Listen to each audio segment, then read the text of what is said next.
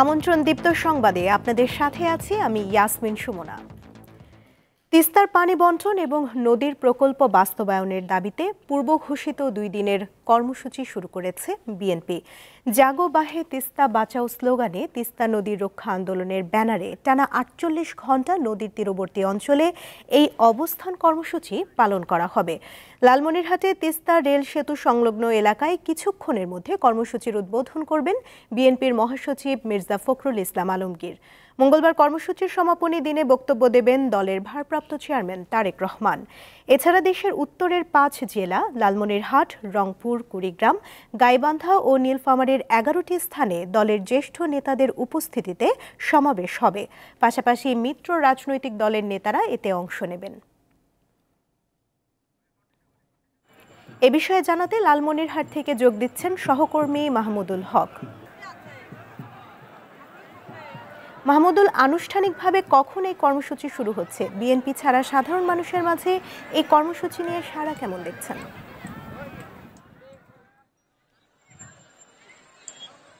এই আন্দোলন কর্মসূচি ছিল কিন্তু পূর্ব ঘোষিত এবং যেমনটি আপনি বললেন যে দুই দিনের অবস্থান কর্মসূচি। এখানে কিন্তু দিন রাত, শুধুমাত্র যে 2 দিন তা নয়, রাতেও কিন্তু এখানে যারা আন্দোলন কর্মী এসেছেন, সাধারণ মানুষ এসেছেন, তারা কিন্তু রাতেও থাকবেন এবং আগামীকালকে পর্যন্ত কিন্তু এই আন্দোলন কর্মসূচি চলবে।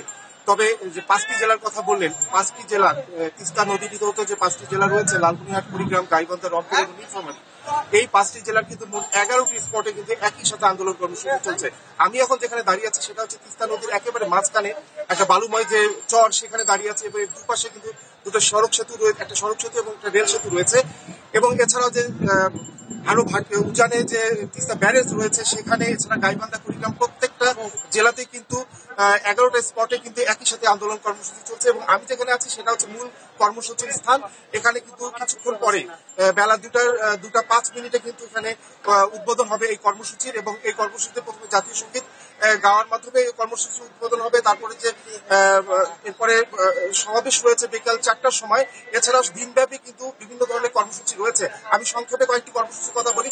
এই কর্মসূচি কিন্তু বিক্ষোভ কর্মসূচি নয়, এখানে কিন্তু ব্যতিক্রমী কর্মসূচি করা হয়েছে। যেমন এখানে আজকে 2 দিন ব্যাপী যে কর্মসূচি হবে তার মধ্যে যে তিস্তায় যে পানি নেই, সেই পানি না থাকার বিষয়টি সারা বিশ্বে জানিয়ে দেওয়ার জন্য কিন্তু এই যতটুকু পানি রয়েছে, যেসব জায়গায় পানি দাঁড়িয়ে কিন্তু তারা প্ল্যাকার্ড দিবেন এবং বিভিন্ন সাংস্কৃতিক অনুষ্ঠান হবে এবং গ্রামীণ খেলা হবে এবং সব মিলিয়ে কিন্তু সারাদিন ব্যাপী এই কর্মসূচি চলবে।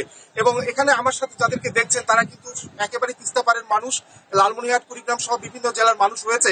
তারা এই আন্দোলন কর্মসূচিতে অংশ নিয়েছে শুধুমাত্র তিস্তাকে বাঁচানোর জন্য। তিস্তার যে মেগা প্রকল্প বাস্তবায়ন হওয়ার কথা রয়েছে, যেটা দিনের পর দিন ঝুলে রয়েছে, সেটি যাতে বাস্তবায়ন হয়, এটা লালমনিরহাট সহ এই 5টি জেলার মানুষের প্রাণের দাবি।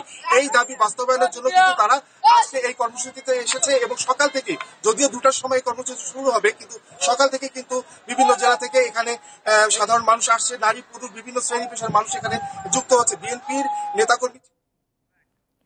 দর্শক, লালমনিরহাট থেকে যুক্ত ছিলেন সহকর্মী মাহমুদুল হক।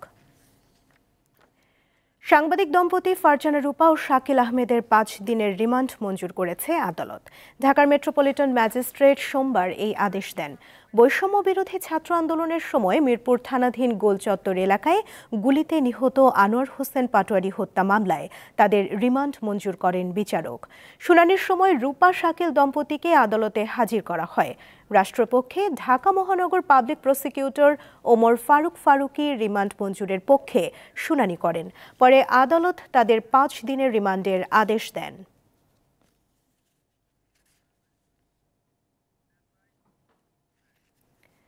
ঢাকা উত্তর সিটি কর্পোরেশনের সাবেক মেয়র আতিকুল ইসলাম সহ 6 জনকে কারাগারে পাঠানোর নির্দেশ দিয়েছে আন্তর্জাতিক অপরাধ ট্রাইব্যুনাল। সোমবার সকালে তাদের প্রিজন ভ্যানে করে আদালতে হাজির করা হয়। জুলাই গণ অভ্যুত্থানের সময় সংগঠিত অপরাধের বিভিন্ন মামলায় এই 6 জন আগে থেকেই কারাগারে আছেন। সাবেক মেয়র আতিক ছাড়া অন্য 5 জন হলেন রাজধানীর উত্তরা পূর্ব থানা আওয়ামী লীগের শিক্ষা বিষয়ক সম্পাদক শাহিনুর মিয়া, উত্তরা পশ্চিম থানা আওয়ামী লীগের সভাপতি মনোয়ার ইসলাম চৌধুরী রবিন, গাজীপুর মহানগর আওয়ামী লীগের সাংগঠনিক সম্পাদক আব্দুল্লাহ আল মামুন মণ্ডল, উত্তরা 6 নম্বর সেক্টর আওয়ামী লীগের সভাপতি বশির উদ্দিন ও মহানগর উত্তরের 1 নম্বর ওয়ার্ড যুবলীগের সভাপতি দেলোয়ার হোসেন রুবেল। রাজধানীর যাত্রাবাড়ির মাতোয়াইলে রাস্তা পার হওয়ার সময় পিকআপ ভ্যানের ধাক্কায় স্বামী স্ত্রী নিহত হয়েছেন। সকাল 7টার দিকে মাতোয়াইল সাদ্দাম মার্কেটের বিপরীত পাশে এই দুর্ঘটনা ঘটে। নিহতরা হলেন রুনা আক্তার ও তার স্বামী আব্দুল জব্বার। দুর্ঘটনায় তাদের মেয়ে জুই আক্তার গুরুতর আহত হয়ে ঢাকা মেডিকেলে চিকিৎসাধীন আছেন। এছাড়া ঘন কুয়াশার কারণে ঢাকা মাওয়া এক্সপ্রেসওয়েতে 4টি যানবাহনের সংঘর্ষে অন্তত 15 জন আহত হন। সকাল 7:30টার দিকে এক্সপ্রেসওয়ের কামারাখোলা এলাকায় ঢাকামুখী লেনে এসব দুর্ঘটনা ঘটে। আহতদের মধ্যে একজনের অবস্থা আশঙ্কাজনক। ঢাকা আরিচা মহাসড়কের ধামরাইয়ে পৃথক দুর্ঘটনায় নিহত হয়েছেন অপর এক দম্পতি।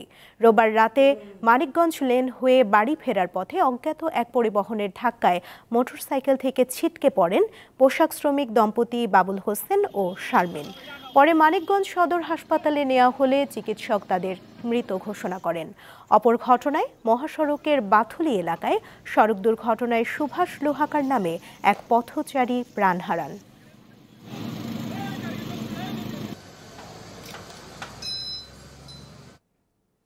এবার আন্তর্জাতিক সংবাদ। ইউক্রেন নিয়ে জরুরি সম্মেলন আহ্বান করেছেন ফ্রান্সের প্রেসিডেন্ট ইমানুয়েল ম্যাক্রো। স্থানীয় সময় সোমবার এই সম্মেলনে ব্রিটেনের প্রধানমন্ত্রী সহ ইউরোপের নেতারা অংশ নেবেন। মার্কিন কর্মকর্তারা ইঙ্গিত দিয়েছেন যে ইউক্রেন যুদ্ধের সমাপ্তির আলোচনার ইউরোপের কোনো ভূমিকা থাকবে না। এরপর এই সম্মেলনের আয়োজন করা হলো। ফ্রান্সের প্রেসিডেন্টের অফিস জানায়, ইউক্রেন নিয়ে যুক্তরাষ্ট্রের অবস্থানের নাটকীয় পরিবর্তন এবং ইউরোপীয় মহাদেশের নিরাপত্তার জন্য সংশ্লিষ্ট ঝুঁকি নিয়ে আলোচনা করা হবে। এদিকে ইউক্রেনের প্রেসিডেন্ট ভলোদিমির জেলেনস্কি জানিয়েছেন, তার দেশ নিয়ে যুক্তরাষ্ট্র ও রাশিয়ার কোনো সিদ্ধান্ত কখনোই মেনে নেবেন না। এমনকি ইউক্রেন নিয়ে দুই পরাশক্তি রাশিয়া ও যুক্তরাষ্ট্রের মধ্যে যে কোনো চুক্তিও প্রত্যাখ্যান করার প্রতিশ্রুতি দিয়েছেন তিনি। এবারে খেলার খবর। চ্যাম্পিয়ন্স ট্রফির আগে একমাত্র প্রস্তুতি ম্যাচে বিকেলে পাকিস্তান শাহিনসের বিপক্ষে খেলবে বাংলাদেশ। দুবাই আন্তর্জাতিক স্টেডিয়ামে বাংলাদেশ সময় বেলা 3টায় শুরু হবে এই ম্যাচ। চ্যাম্পিয়ন্স ট্রফিতে মাঠে নামার আগে ব্যাটিং বোলিংয়ে নিজেদের ঝালিয়ে নিয়েছেন টাইগাররা। কন্ডিশনের সাথে মানিয়ে নিতে আর নিজেদের শেষবারের মতো পরখ করে নিতে শাহিনসের বিপক্ষে খেলবে তারা। 19 ফেব্রুয়ারি চ্যাম্পিয়ন্স ট্রফির পর্দা উঠবে। পরের দিন ভারতের বিপক্ষে মাঠে নামবে বাংলাদেশ। 24 ফেব্রুয়ারি নিউজিল্যান্ড এবং 27 ফেব্রুয়ারি বাংলাদেশের ম্যাচ পাকিস্তানের বিপক্ষে। এই দুটি ম্যাচই হবে রাওয়ালপিন্ডিতে।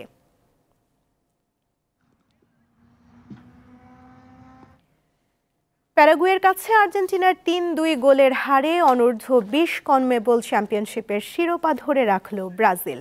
তাতে 13তম বার এই প্রতিযোগিতার শিরোপা জিতে নিজেদের রেকর্ড আরও বাড়ালো সেলেসাওরা।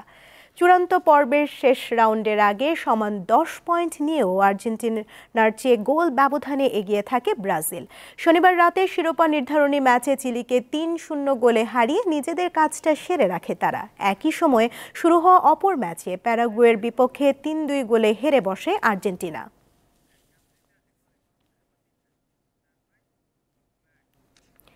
এই ছিল এখনকার মতো। পরবর্তী সংবাদ দুপুর 3টায় দেখার আমন্ত্রণ রইল। এছাড়া আরও তথ্য এবং বিনোদন জগতের নানা খবর পেতে যুক্ত থাকুন দীপ্ত ডিজিটাল প্ল্যাটফর্মের সাথে। ধন্যবাদ সবাইকে।